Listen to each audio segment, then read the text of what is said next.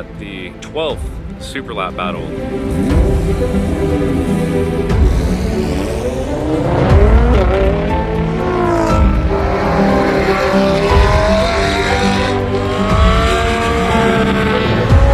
Buttonwillow's become like the benchmark time attack track in North America. It's not just a speed course, it's somewhat technical. It was the closest thing that we thought that we could find that had enough detail in it and enough turns in it that reminded us of something in Japan.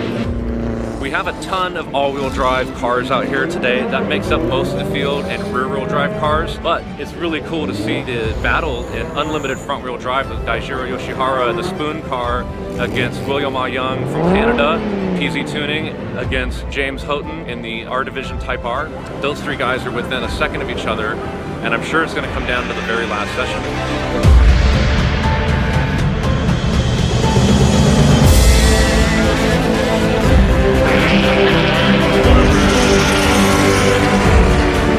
We're here with the Spoon Sports FD2 Civic.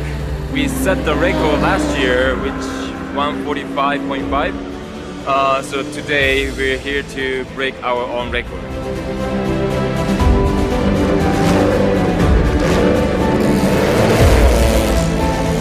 I'm here with the Vibrant Performance Time Attack Civic.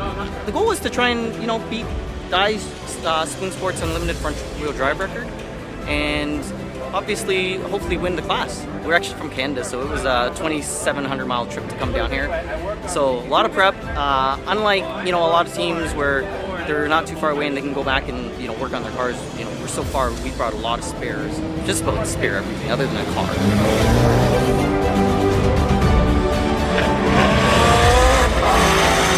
Amazing. We've never probably had a battle in unlimited front wheel drive like this ever, with the Spoon car, with the iDriving, and with Will in the PZ Tuning Civic.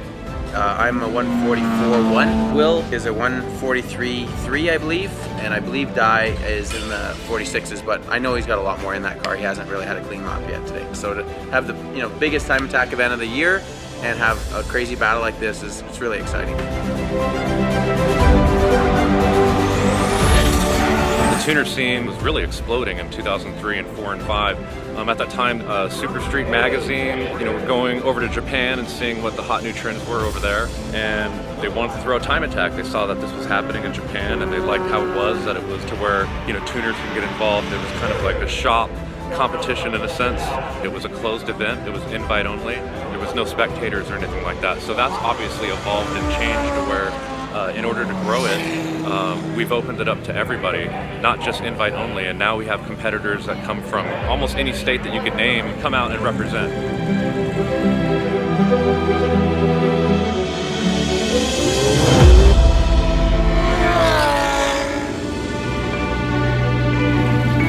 There are a lot of amazing cars out here, but a lot of guys are having issues. So right now it's kind of see who can pull it together. Front wheel drive Unlimited Class got that class record broken. It's tough, man. We're pushing the cars to the limits and things are breaking.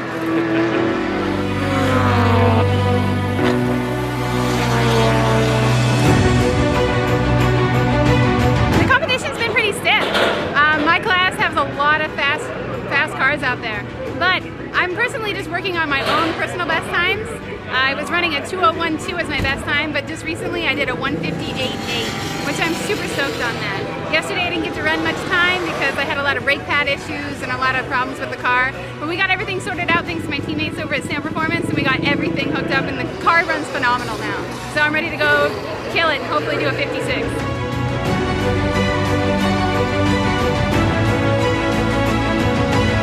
Car feels amazing. Expectations, we're hoping to get down to a 40 right now. Right now we're at 42.1, so we're bringing down the lap times. It's just getting really hot and almost hard to drive. It's getting hot in the car, but gotta push through it. 13 years old. I started karting when I was 7, and then I moved into the drag racing league when I was 11 years old, and I was doing that for 2 years, and now I'm doing circuit racing and sprint racing in the Lamborghini. Great event. I love coming here. There's about 6 other cars in class. I'm unfortunately the slowest, but I actually had a speed last year and I beat the time of the speed in the Miata, so I am running Continental tires. I've had like quite a few track days on them. They held up really well. I drive it every day, so it's like kind of the dual purpose, so I don't have to switch tires on the track to going to work. We ran one lap, 144.1, and the final drive broke. So we were all day pulling the tranny, pulling apart our backup tranny, taking pieces out of that to put in the other transmission, and so we got it back together, and you know, it's working really good today. So we're not gonna not try, that's for sure. Quite a battle. The three of us entered today, this morning, within a second of each other, actually. So it's extremely close competition, and probably one of the closest battles actually at Superlap battle maybe ever. So you know, the car's running great. We just need to, you know, tweak a little bit, but I think rest of the session for today, we should be running faster than last year. We're just gonna put it all on the line and do the best we can. We've got 2 more fresh tires for the front, and we're not gonna hold anything back. This is, you know, this is where every second counts, and we're gonna give it our all.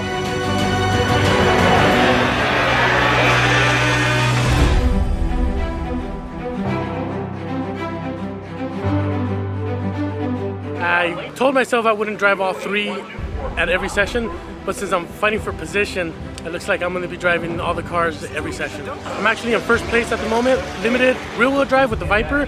I'm fighting for second place in the limited all-wheel drive with the GTR, and I'm fighting for second place as well in the Pro Comp with the Ariel Adams.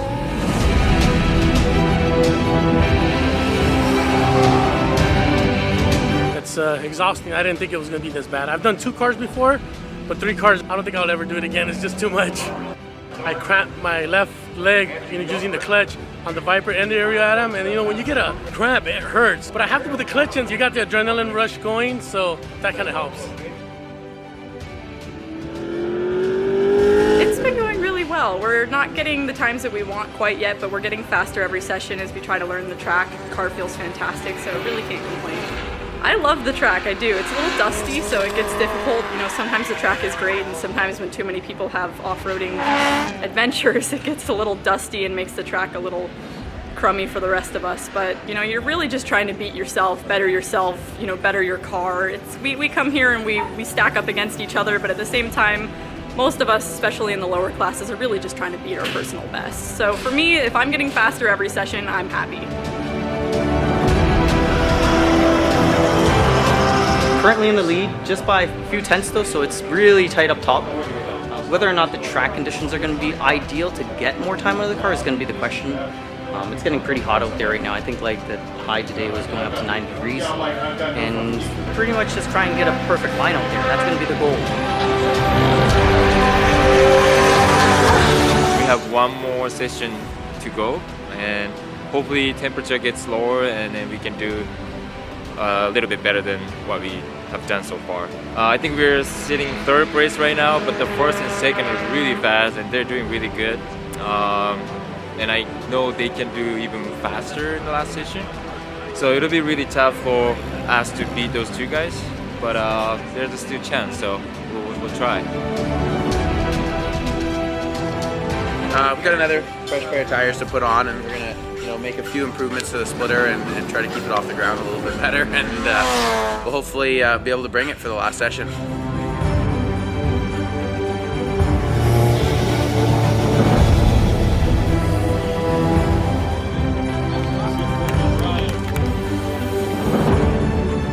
Narvaez on top of the Viper.